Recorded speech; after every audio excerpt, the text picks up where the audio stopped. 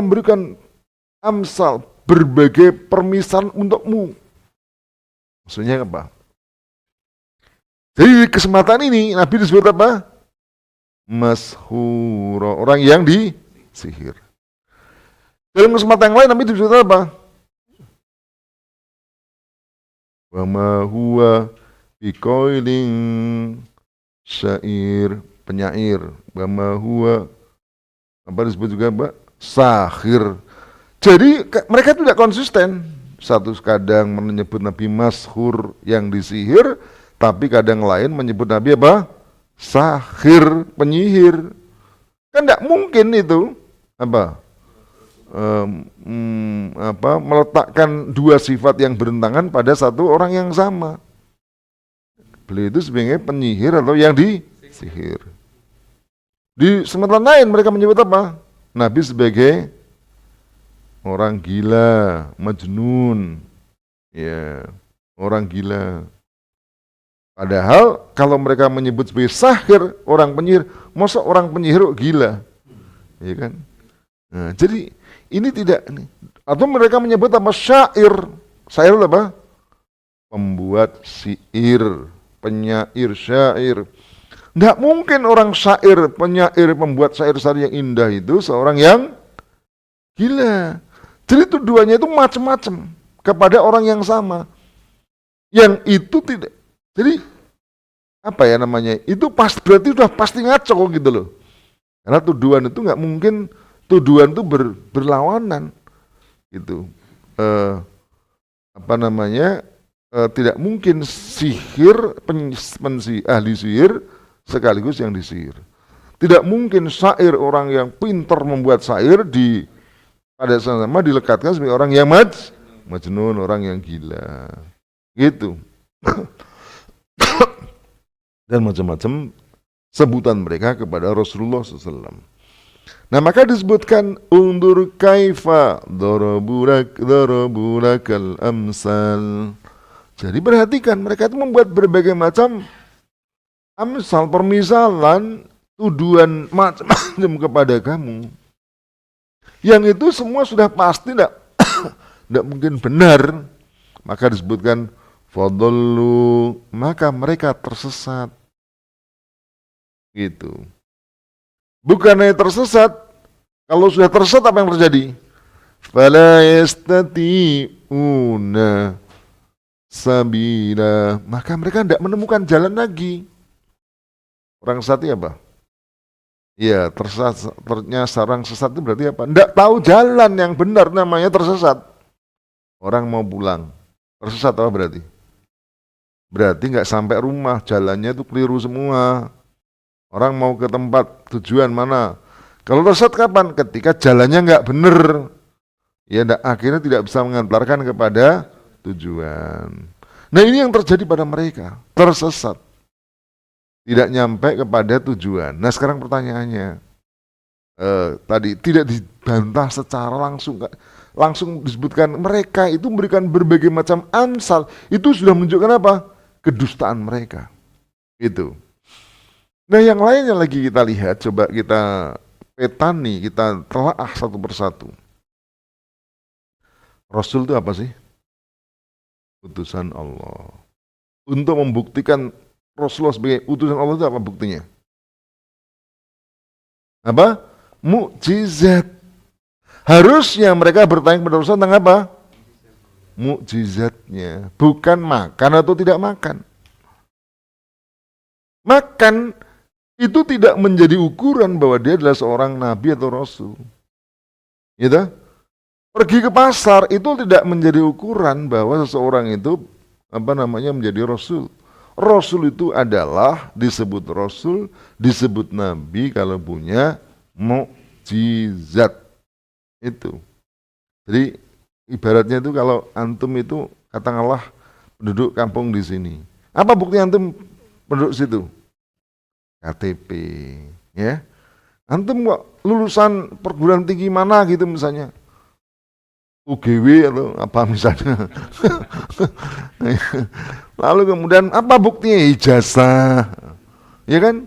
Nah kalau ijazahnya palsu, bagaimana bisa dikatakan bahwa dia adalah sarjana atau lulusan itu? Itu kira-kira.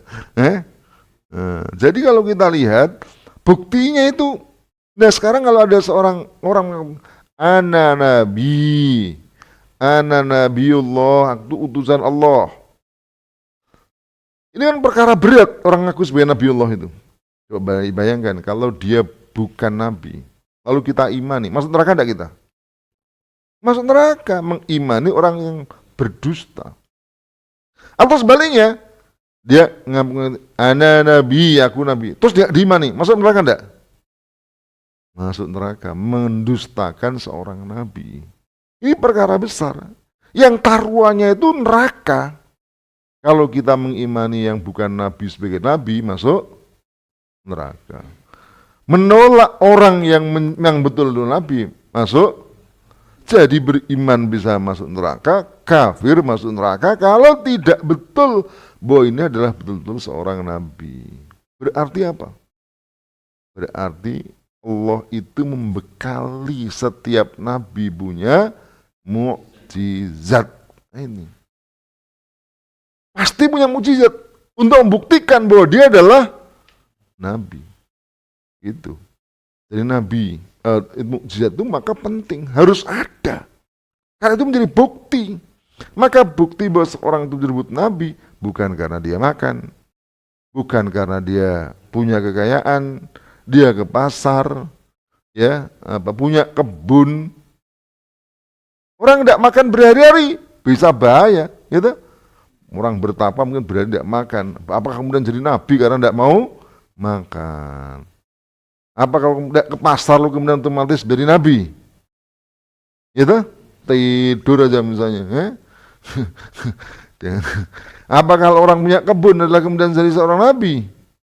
Jadi kalau kita itu bukan ukuran-ukuran, bukan standar, bukan tanda bahwa seseorang dikatakan seorang nabi. Harusnya mereka dengan mudah iman kepada Rasulullah karena Rasulullah membawa mukjizat. Mukjizatnya apa? Mukjizat Nabi itu Al-Quran. Jadi kalau misalnya mukjizat Nabi Musa apa? Tongkat dilemparkan jadi ular. Peristiwa itu cuma sekali. Itu begitu mudah oleh orang yang tahu, yang melihat. Wah, Nabi beneran. Kalau tidak sedang melihat apa? Dia hanya mendapat cerita. Oh, kemarin Nabi Musa itu betul-betul melemparkan jadi ular. Itu hebat, dahsyat itu, mukjizat itu. Tongkat bisa berubah jadi ular. Tapi ingat, itu hanya bisa dengan mudah oleh orang yang melihat. Orang yang dapat cerita, sebenarnya kalau cerita itu adalah mutawatir, mestinya mereka juga mengimani juga gitu. Tapi memang tidak sedahsyat bagi mereka yang langsung melihat. Nah sekarang Al-Quran itu bisa dalam tanda kutip setiap orang bisa melihat sewaktu-waktu. Bahkan sampai Rasulullah SAW wafat pun sampai sekarang mukjizatnya itu bisa dibaca. Ini dahsyatnya Quran. Jadi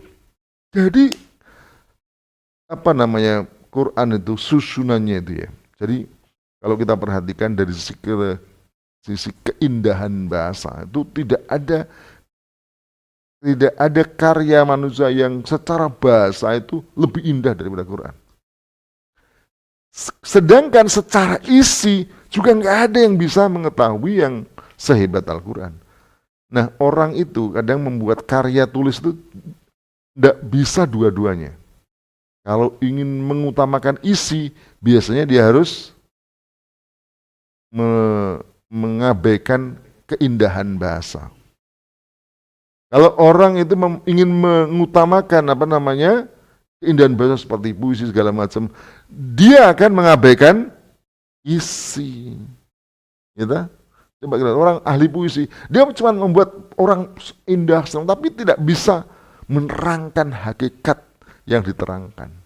Tapi orang menerangkan berbagai macam masalah tidak bisa dengan menggunakan bahasa yang tersusun indah. Nah, Quran itu menyatukan dua-duanya. Keindahan bahasa, dan isinya. Sehingga orang Arab itu ketika mendengar Quran, itu langsung mengatakan ini bukan kalimat manusia.